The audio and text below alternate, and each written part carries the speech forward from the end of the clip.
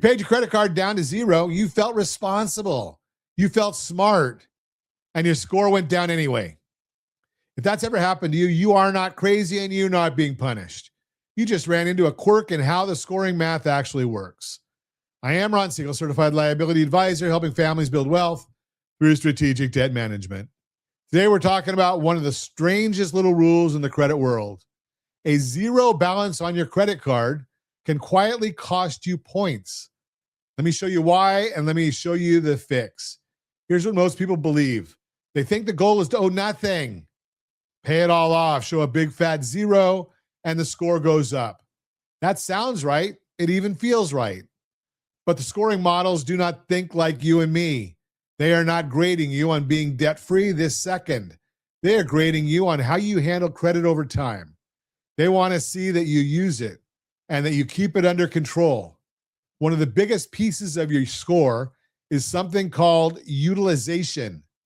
That's a fancy word for how much of your available credit you are using. If you have a $10,000 limit and you're carrying $9,000, that's 90% utilization, and that hurts. If you're carrying $500, that's 5% utilization, and that helps. So far, so good. Lower is better. But here's the twist that trips people up. Zero is not the best number.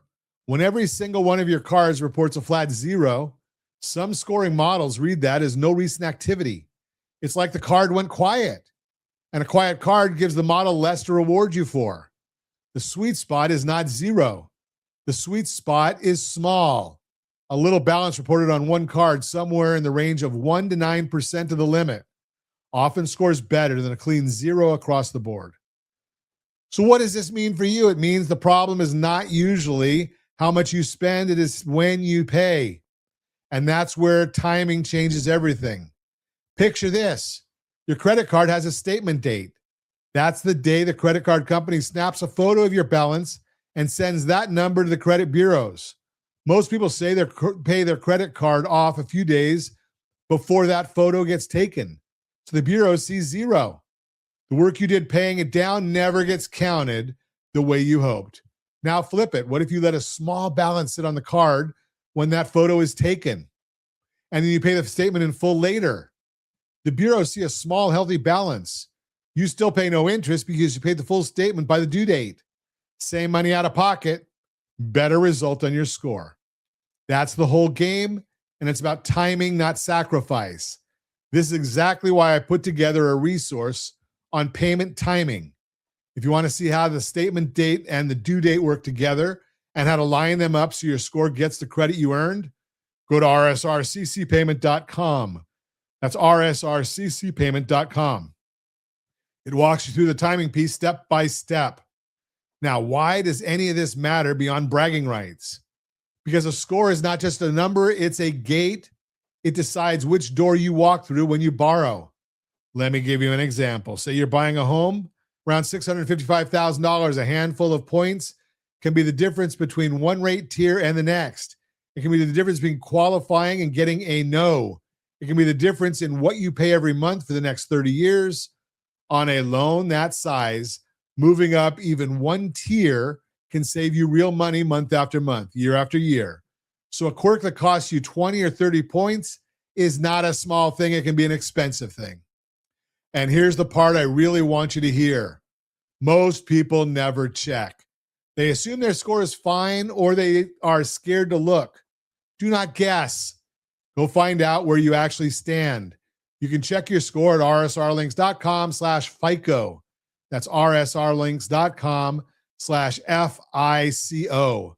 When you know the number, you can do something about the number. Remember, strategy beats rate always.